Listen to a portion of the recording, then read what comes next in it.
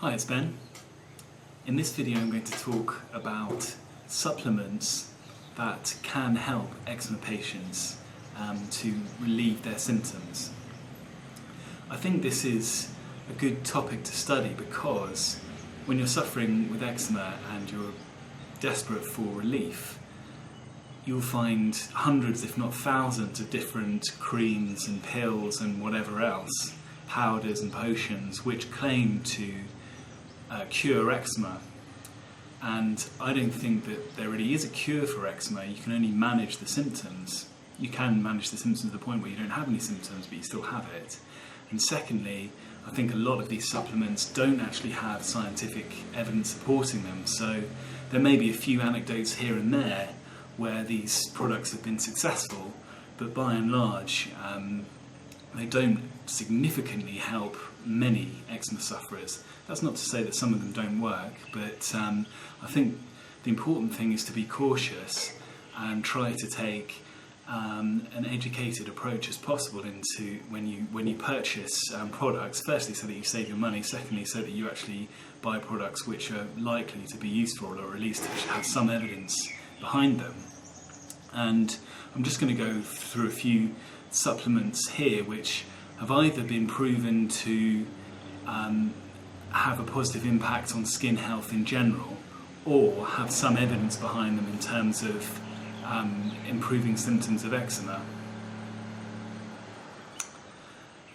And I'm also going to cover a few suggestions for food supplements which are recommended by some naturopaths and have a fair amount of anecdotal support behind them.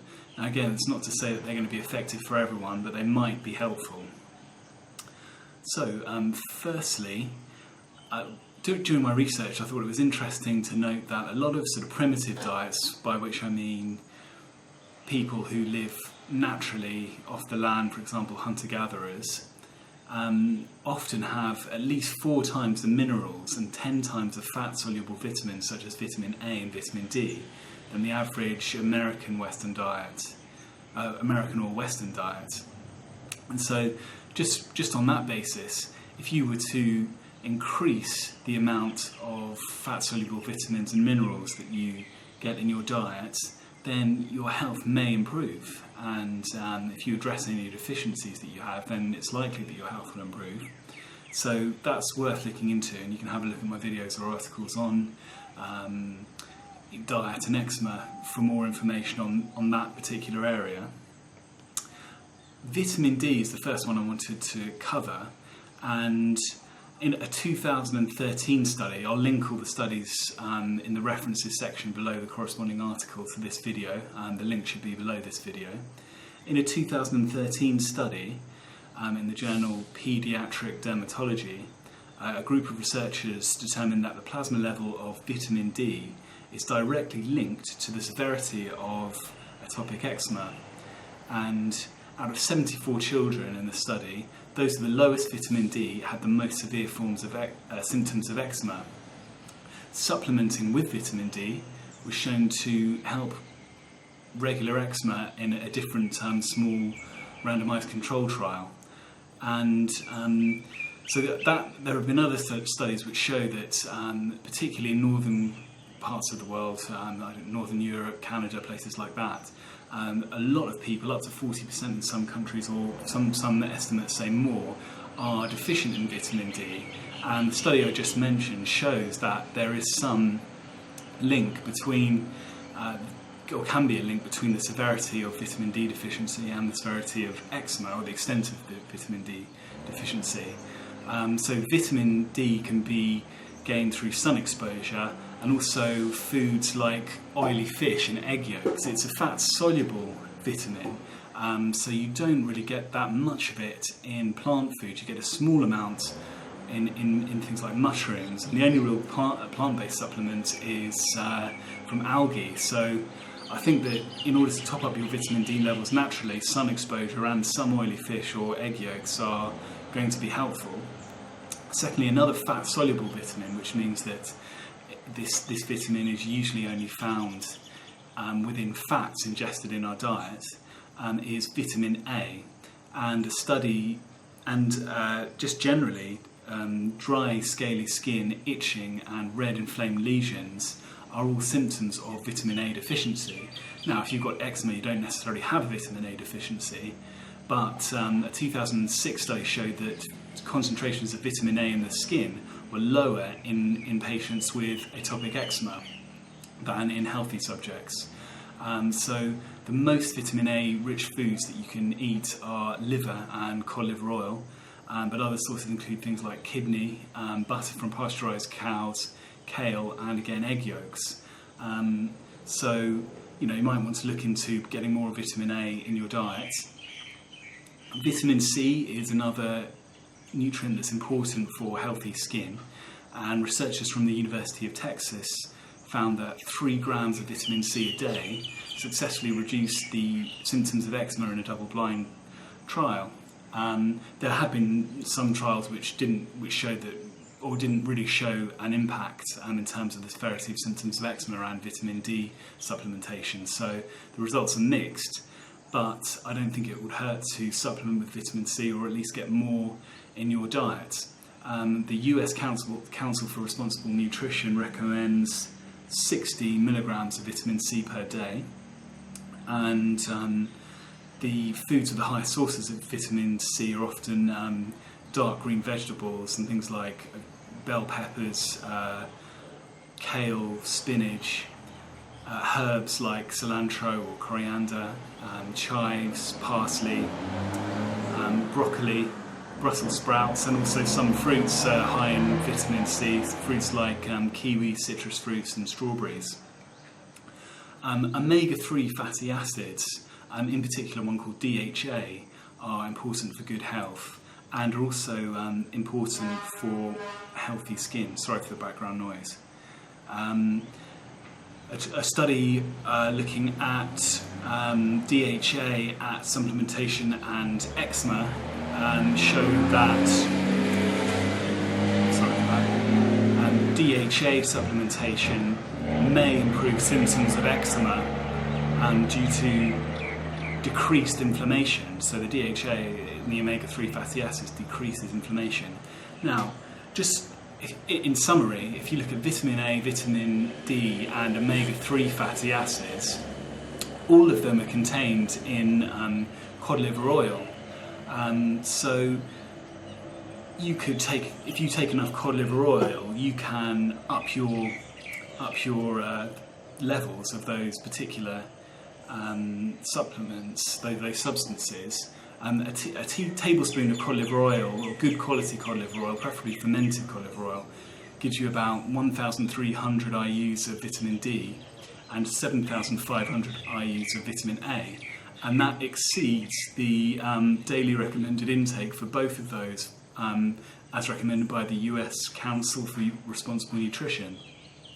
So, taking a tablespoon of cod liver oil each day is unlikely to harm you and could have a positive impact. Another supplement that has some scientific research behind it is zinc. Zinc, eczema is actually one possible symptom of a zinc deficiency, and a study has showed that serum levels of zinc in 65 children with eczema that were measured and compared with serum levels of zinc in 79 healthy children showed that the children with eczema had significantly lower levels of zinc than the control group. There have been other studies which showed that zinc supplementation didn't have an impact on severity of eczema symptoms in eczema patients. But again, it's something to look into, and I don't think it hurts to take a zinc supplement each day. Organs like kidney and liver and red meat, and particularly lamb and seafood, some pumpkin seeds and some nuts are high in zinc, and the Council for Responsible Nutrition recommends that you get 15 milligrams a day. So if you're using Chronometer, or if you use Chronometer, just check to see whether or not you hit your zinc targets. And if you've got eczema, then it's probably sensible thing to supplement with it. Probiotics. Now, there have been a lot of studies looking at probiotics, and the results are really quite mixed. Some results show no effect on eczema symptoms, and then others do. The theory behind probiotics is that you introduce good, sort of healthy bacteria into the gastrointestinal tract, and that improves your digestion. Digestion has been linked and is linked by some, and is thought to be a area that can affect eczema, especially by some naturopaths. Doctors are more sceptical generally and attribute eczema to allergies more generally, but there is scientific evidence to support the fact that the balance of the gut flora in childhood is likely to affect the onset or the beginning of eczema in children.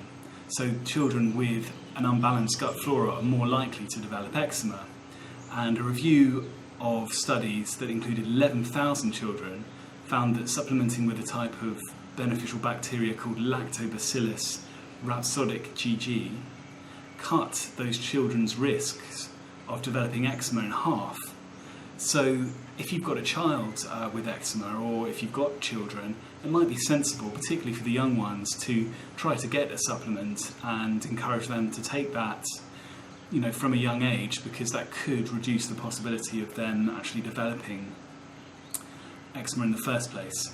Now, I said that I was going to cover a few sort of foods that are recommended more by naturopaths. They don't necessarily have a great deal of scientific evidence behind them in terms of their effect in decreasing the symptoms of eczema, but there's quite a lot of anecdotal evidence, and again, they're they're harmless really and fairly nutritious, so it doesn't hurt to include them, I don't think.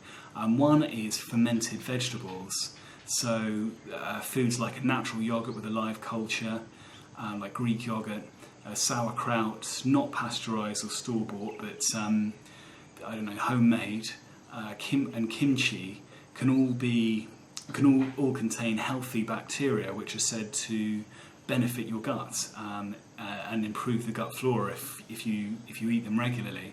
So you could try that. Bone broths.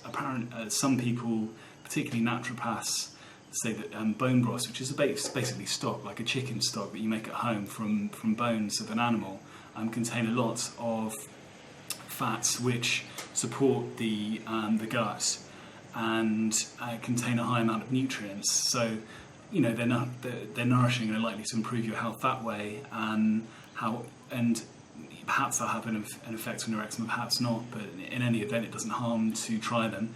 And then again, finally, drinking green juices from bases of green vegetables like celery, cucumber, kale, and spinach provide you with a lot of minerals. So that's one way to increase the amount of minerals that you have in your diet, and that could help you to improve your health. So thanks for listening. I hope that's given you some ideas. I don't think that, it's up to you, but it might not be sensible to go out there and buy every supplement and skin cream that promises miracles before taking the basic steps like improving your diet, understanding how nutrition affects eczema, looking at things like environment, looking at lifestyle, and also looking at the supplements which I've mentioned, which do have some scientific evidence behind. So before you spend money on more expensive things, try and cover over the basics. If I've got anything wrong, let me know. If there's anything that's really helped you, I'd be pleased to hear from you. And if there's anything you'd like me to cover in other videos, let me know. I hope that was helpful, and thanks for watching.